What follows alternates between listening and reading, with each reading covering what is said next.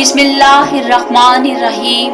अल्लाहुम्मा सल्ली अला मुहम्मद व आले मुहम्मद। हज़रत यूसुफ अलैहिस्सलाम अल्लाह के बरगुज़ीदा और पसंदीदा नबी थे, मगर हज़रत यूसुफ से आखिर ऐसा क्या हुआ कि अल्लाह ने उनकी नस्ल को हमेशा के लिए नबूवत और रिसालत से महरूम कर दिया।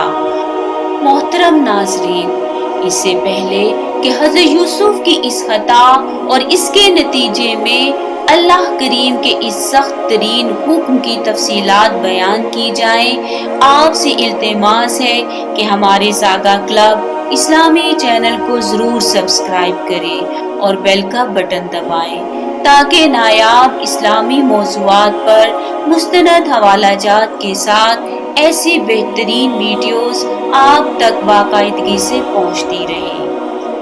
गुफ्तगू का आगाज करते हैं।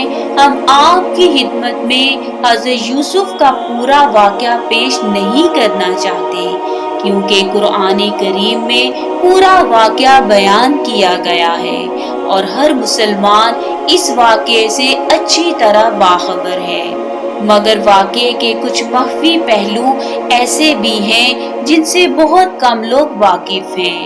उनमें से एक ये है कि हज़रत यूसुफ अलैहिस्सलाम से ऐसा कुछ तो हुआ था जिसकी बिना पर अल्लाह की तरफ से ये तादीबी हुक्म भेजा गया कि ए यूसुफ, अब आपकी नस्ल में किसी को नबूवत जैसे अजीम ओहदा पर फाइज नहीं किया जाएगा, यानी आपकी नस्ल को हमेशा के लिए नबूवत से महरूम कर दिया गया। ये कोई मामूली बात नहीं है और इसके पीछे एक अजीम सबब और एक अहम तरीन सबक मौजूद है। जब हज़रत यूसुफ ने अपने भाइयों के सामने अपनी शनाख्त जाहिर कर दी तो उनके भाई बहुत शर्मसार हुए। आपने उनसे कहा, इसी वक्त वापस अपने वतन कनान लौट जाओ। वहां पहुंचकर मेरे प्यारे बाबा याकूब को मेरा सलाम कहना। हज़रत यूसुफ की ज़ुबाने मुबारक पर जिस वक्त अपने बाबा का नाम आया, आपके ज़ब्त के बंधन टूट गए और बेख्तियार गिरिया करने लगे। फिर भाइयों से फरमाया, बाद अस्सलाम मेरे बाबा को मेरा ये कुर्ता दे देना और उनसे कहना कि इसको अपनी आंखों पर फेर लें। अल्लाह के हुक्म से उनकी बीनाई वापिस आ जाएगी। हज़रत यूसुफ ने अपने गिरिया पर कुछ ज़ब्त किया और फिर फरमाया, मेरे भाइयों, जब वतन वापस पहुंच जाओ तो कुछ दिन आराम करना और मेरे बाबा और सारे कबीले को लेकर मिस्र आ जाना। मैं बेसब्री से अपने बाबा और बाकी कबीले वालों का इंतजार करूंगा। हज़रत यूसुफ ने भीगी हुई आंखों से भाइयों को रुखसत किया और उनकी वापसी का इंतजार करने लगे। भाइयों ने वापसी के सफर का आगाज किया और सफर की मंजिलें काटते हुए कनान के करीब से करीब तर होते गए। उधर हज़रत याकूब, जो एक मुद्दत से अपने यूसुफ की जुदाई में इतना रोए कि उनकी बीनाई ही जा चुकी थी, अचानक अपनी जगह से उठ बैठे और चिल्लाकर कहने लगे, यूसुफ, मेरा यूसुफ, लोगों देखो, क्या मेरा यूसुफ वापिस आ गया है। मुझे अपने यूसुफ की खुशबू आ रही है। उस वक्त किसी ने हज़रत याकूब से कहा, बाबा, क्यों दीवानों जैसी बातें करते हो, अब यूसुफ को और कितना याद करोगे।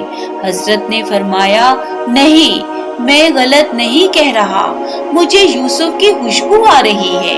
अभी कुछ ही देर गुजरी थी कि हजरत का बड़ा बेटा यहूदा हजरत यूसुफ के कुर्ते को लेकर हजरत याकूब के बिल्कुल पास पहुंच गया। अब हजरत याकूब की हालत रोते हुए बिल्कुल गैर हो चुकी थी। यहूदा ने आगे बढ़कर बाप से कहा, बाबा, हमें माफ कर दो, हमसे बहुत बड़ी खता हुई। आपका यूसुफ जिंदा है और मिस्र पर हुकूमत कर रहा है। यूसुफ ने निशानी के तौर पर اپنا کرتا بیچا ہے تاکہ آپ اس کو اپنی آنکھوں سے مس کریں اور آپ کی بینائی واپس آ جائے۔ حضرت یعقوب نے بے تابی کے ساتھ اپنے یوسف کا کرتا تھاما۔ ہائے میرا یوسف، ہائے میرا یوسف کہہ کر روتے جاتے تھے اور کرتے کو چومے جاتے تھے۔ کرتے کا حضرت کی آنکھوں سے لگنا تھا کہ آپ کی بینائی واپس آ گئی۔ 40 سال تک یوسف سے بچھڑے ہوئے یعقوب کے بے قرار دل کو کچھ سکون آیا۔ حضرت یعقوب نے اپنے بیٹوں اور قبیلے کو حکم دیا کہ جلد از جلد مصر جانے کی تیاری کریں۔ حسب حکم سفر کی تیاریاں ہونے لگی اور بالآخر حضرت یعقوب اور آل یعقوب کے قافلہ نے کنعان کی سرزمین سے کوچ کیا اور مصر کی طرف روانہ ہو گئے۔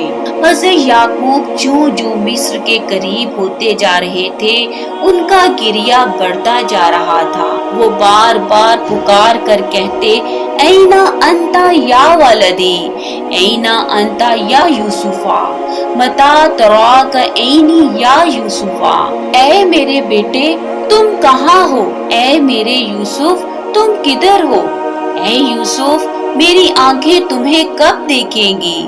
دوسری طرف حضرت یوسف 40 سال کی جدائی کے بعد اپنے بابا کو ملنے کے لیے بے قرار تھے۔ آپ نے اپنے وزیروں، امیروں، سپاہ سالاروں اور فوج کو شہر سے باہر نکل کر اپنے بابا کے استقبال کا حکم دیا۔ خود بھی شاہانہ لباس سے بے تن کیا اور شہر سے باہر اس جگہ پہنچ گئے جہاں کنعان والوں کا قافلہ پہنچنے والا تھا۔ کچھ ہی دیر بعد اہل کنعان کا قافلہ پہنچ گیا۔ جب حضرت یعقوب اور ان کے بیٹے بادشاہ مصر حضرت یوسف کے سامنے پہنچے تو مصر کی روایات کے مطابق سب لوگ سجدے میں گر گئے۔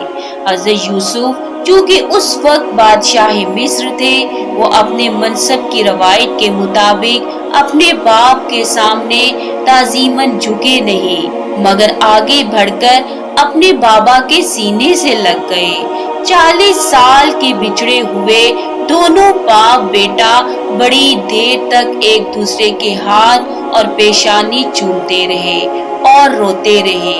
اسی اثناء میں اللہ نے حضرت یوسف کی طرف ایک فرشتہ بھیجا۔ فرشتے نے حضرت یوسف کو اللہ کا پیغام دیا، اے یوسف، اللہ کریم کا فرمان ہے کہ تم نے اپنے باپ کی تعظیم کیوں نہ کی؟ تم نے خود کو بادشاہ سمجھا اور اپنے باپ کے سامنے جھکنے سے گریز کیوں کیا؟ کیا تم جانتے نہیں تھے کہ باپ کی تعظیم واجب تھی؟ اے یوسف، تم نے اپنے بوڑھے باپ کی تعظیم نہیں کی، اس کی پاداش میں ہم تمہاری پوری نسل کو نبوت سے محروم کر دیتے ہیں۔ اب تمہاری نسل میں کوئی فرد نبی کے عہدے پر فائز نہیں کیا جائے گا۔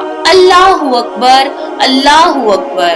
حضرت یوسف کو اس ایک بات کی وجہ سے کہ انہوں نے بادشاہ ہونے کی مجبوری میں اپنے باپ کی تعظیم نہیں کی تو اللہ نے ان کی پوری نسل کو نبوت سے محروم کر دیا۔ اللہ کریم نے اولاد کے لیے باپ کو ولی کا درجہ دیا ہے اور اس کی تعظیم و تکریم واجب قرار دی ہے۔ اللہ کریم ہمیں اپنے والدین کی تعظیم کرنے اور ان کا حکم بجا لانے کی توفیق عطا کرے۔ اللہم صلی علی محمد و آل محمد۔